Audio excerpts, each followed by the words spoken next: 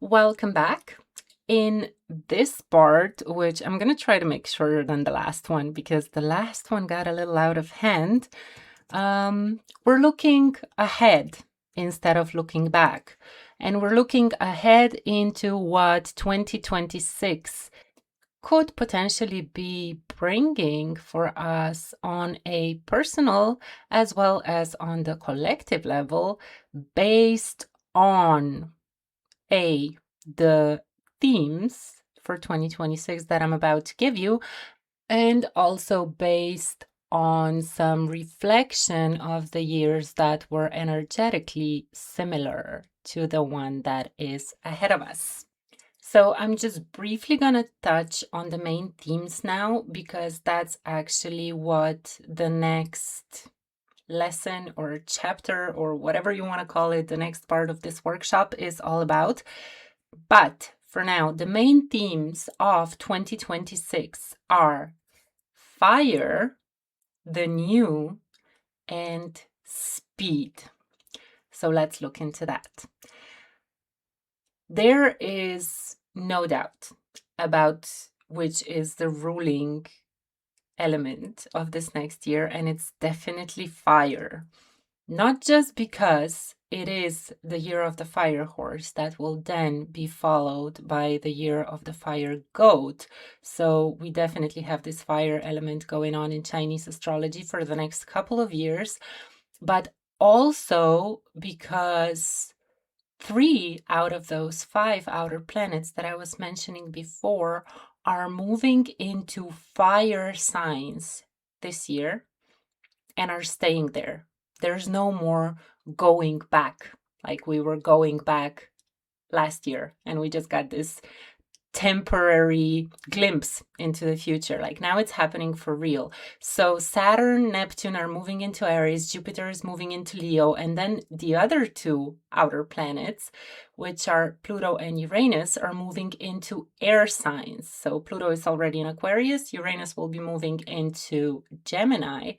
And we all know what happens when you add some wind to a fire that is already going pretty strong. So that's one theme.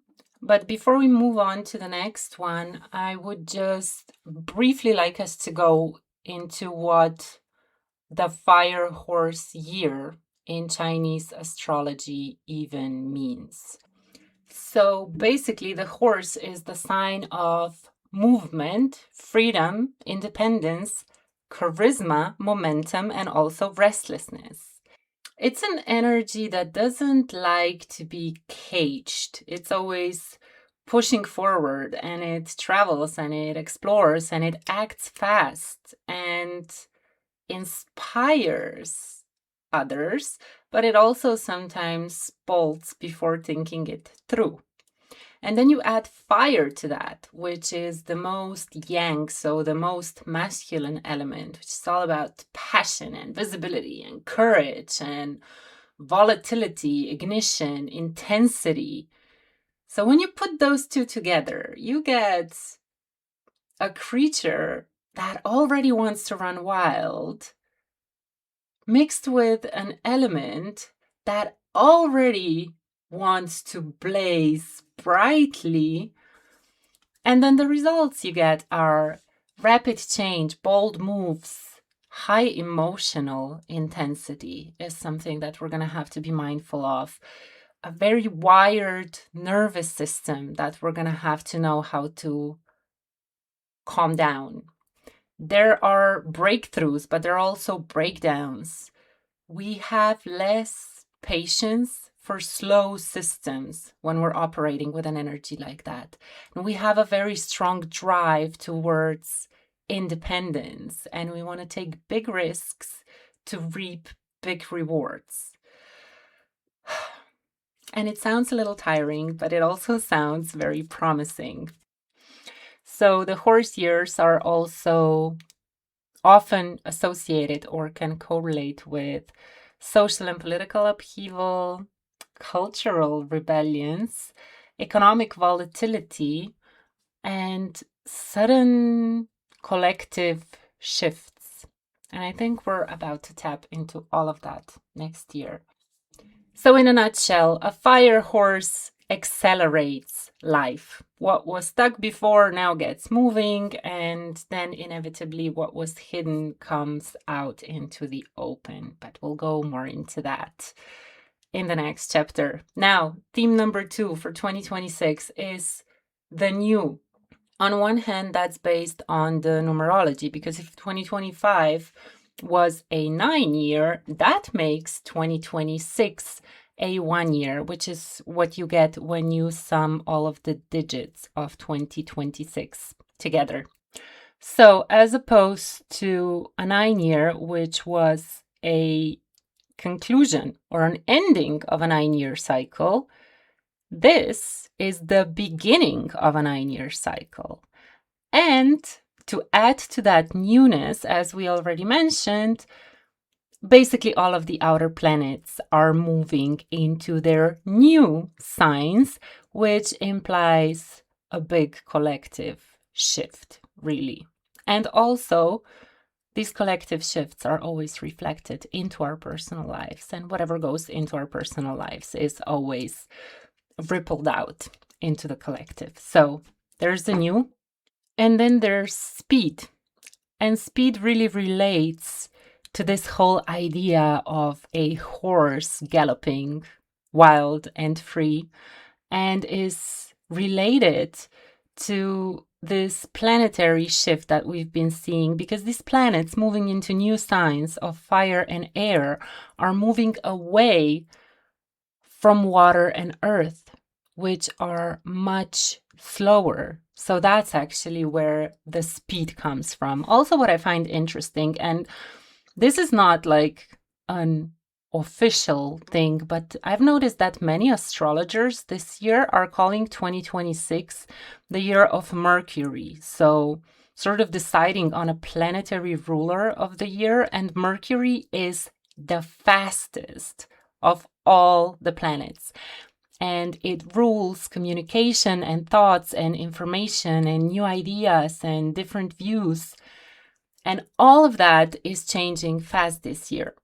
It also is very related to technology and all the ways in which we connect to one another with all these new technological tools that we have at hand, which is also going to be one of the big themes next year. And of course, when it comes to speed, everything is speeding up, and so is your manifestation. So the energy is not as dense as it used to be. And so ideas materialize faster. And that can be very good news, or it can also be bad news, depending on the kind of thoughts and ideas you like to entertain. So, another thing to be very mindful of in the next year. Okay, so with that in mind, let's do some reflection. Again, now you already know how it goes. We are reflecting back on the last 1 year, which was 2017, and the last horse year, which was 2014. So, what was going on for you back then? I, of course, looked at my own life as well. And the only reason I'm sharing this again is because when I draw a line, I do have to say that 2014 and 2017 were better or easier than 2013 and 2016, or at least it feels like they set me on more of a path that is aligned with my soul and with where I am meant to go in my life than the previously mentioned two, so the 9 and the snake year. In 2014, I started my own business. I learned how to draw a boundary and quit a job that is draining. Not that that prevented me from going back to a few of those later. But what stands out that year in a negative way is that it was extremely stressful when it comes to work and money related stuff, and I wasn't equipped to deal with that stress at all, which ultimately led me to make one of the most misaligned decisions in my entire life at the very end of that year, which was to move to Barcelona, a city I hated.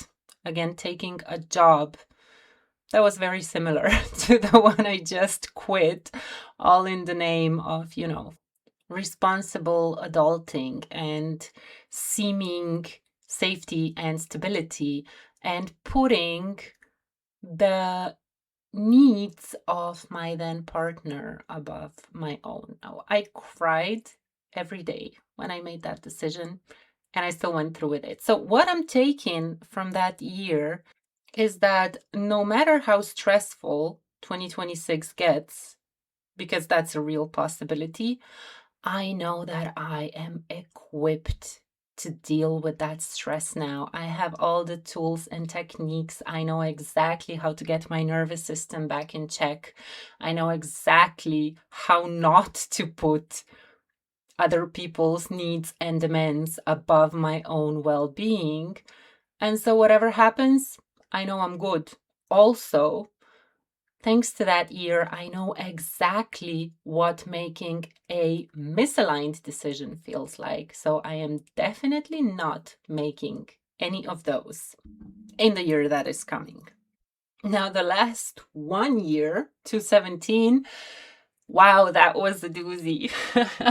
That's basically when my old life ended completely, and everything that is real and true for me now and that I love so much began in one way or another. So, looking back, you could say that my whole life was collapsing. It was my Saturn return. It was the year I remembered who I am.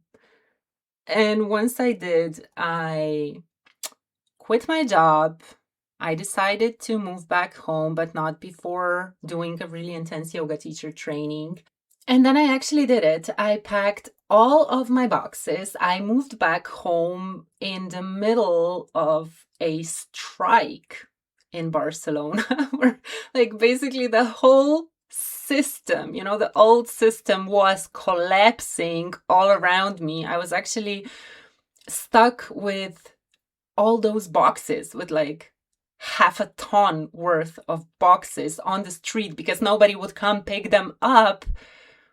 And I was moving, like I was leaving that chaos behind, going back to live a life that I knew was aligned with who I truly was. And at the very end of that year, I went for a lunch with my old high school sweetheart who has always been the love of my life, but is now also the father of my two beautiful daughters. So 2017 was pretty special. It was an earthquake of the year, but it put everything in the right place. And it makes me really hopeful and excited and enthusiastic even about what is coming in 2026. So I would really love for you to do your reflections as well. And I will give you the questions that will help you do that in just a moment. They are also in the playbook. But just for a second here, let's check into that collective vibe as well. So, again, the last fire horse year was 60 years ago in 1966. So back then, the Vietnam War was rampant. It was very present in the public consciousness.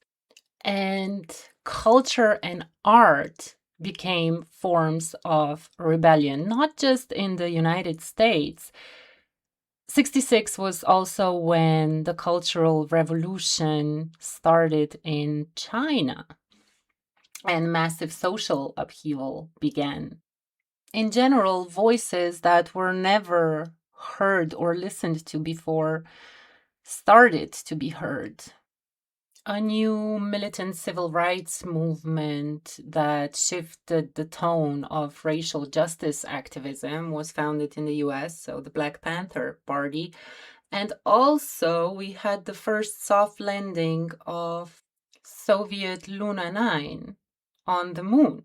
So the space race hit a major milestone, which, with everything that's up in the air this year and how the planets are standing, is a really real possibility in 2026 as well.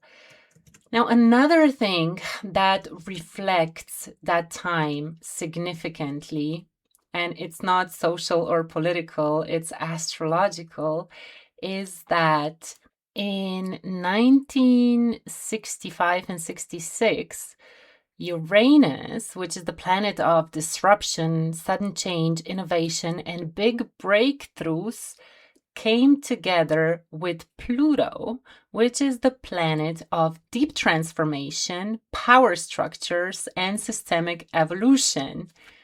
So both of them came together in the sign of Virgo, which, in my opinion, is one of the most misunderstood zodiac signs, which is often associated with being very effective, very organized, pedantic, even. Maybe because it's ruled by Mercury, but also I think what we're missing is that Virgo is actually the earth priestess, the wisdom keeper and the bearer of the forgotten secrets of Mother Gaia. And she also rules this mind-body connection and our healing abilities, because Virgo is about health, but also about illness and about our service to others.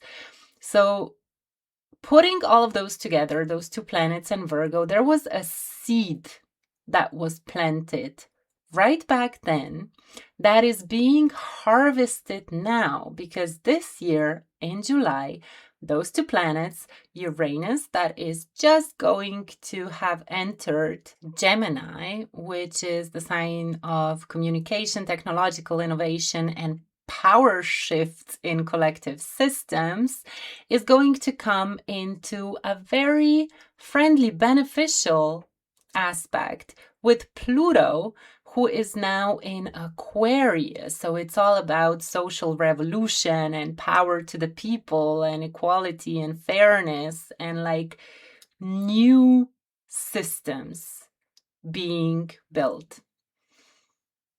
And like echoing that from that time in the 60s, that were the direct predecessors for the summer of love and the dawning of the age of Aquarius, just makes me really hopeful personally. But I will also say, and that's a disclaimer, that I have always felt that I have some kind of a deep personal connection to those times in the 60s, that I'm pretty sure that my previous lifetime was somewhere on the front lines of those social movements, so I might be feeling it so deeply because it's personal to me.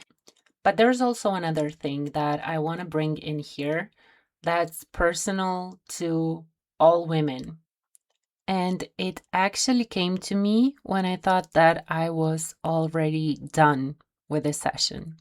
And then this piece of information found me, which is that the last fire horse year, that was also numerologically a 1 year, so exactly what we're having this year, was in 1846.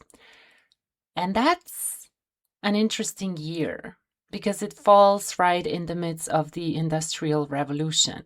So before then, women lived in biological rhythms according to the seasons and daylight. Their menstruation, pregnancy, and postpartum all affected the way in which they worked on the land. And the food they ate was local and nutrient dense. And then after that year, industrialization changed all that on a fundamental level. So suddenly women were also working 10 to 14 hours a day, 6 days a week, with no exemptions based on what was going on in their cyclical bodies, but also with no proper chance or the time to eat quality food. And at that point, food was being industrialized too. So the richness and the diversity of it declined drastically. And basically, women also were living in what some historians called industrial time discipline, which is very linear, very masculine. That was sort of the peak of the wounded masculine reign, if you will. And of course, the feminine bodies responded to that. Birth rates started falling, menstruation stopped, pregnancy losses increased, there was anemia, exhaustion, what they called uterine weakness, all as a consequence of that unnatural lifestyle. And then when women got sick or just fed up with the way that they were living their lives, when they broke, they called them hysterical. So, like, that was sort of the spirit of those times that I think is resurfacing now for us to acknowledge it and bring it to our awareness, because that's actually something that is meant to be ending now. And actually, even back then, it was the beginning of a completely different era for women, because all of that plus the inequality of it all between women and men is actually what sparked feminism. And feminism actually blew up in the years that followed 1846. In 1848 was the Seneca Falls Convention, for example. So now, while I do believe that feminism accomplished a lot, it was still fighting the masculine in a very masculine way. Now, I write all about that in my book, The Feminine Mystery, so I'm not going to get into that here. But it does bring up a question. You know, if feminism was the change that came up then, what kind of a change are we ready for now? Now, talking about questions, that is actually the last thing I have for you in this section. So, our reflective questions for looking ahead into 2026 are: what comes up for you when you feel into the main themes of 2026? So, fire, speed, and the new. What do these energies mean for your life specifically? Based on the energy of the last 1 year, in 2017, what could you foresee in 2026 in terms of important new beginnings for you? What kind of a rapid change could the fire horse be bringing into your personal life based on your last fire horse that was in 2014? What about the collective imprints of the last fire horse year and the Uranus-Pluto dance in the 60s makes you hopeful about the kind of world we're building next? And finally, what changes are you ready to make in your life when it comes to living more in harmony with the natural cycles and your feminine body? This is it for now. It's all in the playbook if you want to go deeper, and I will talk to you in the next session, which is a deep dive into the 3 main energies of this year. So bye for now.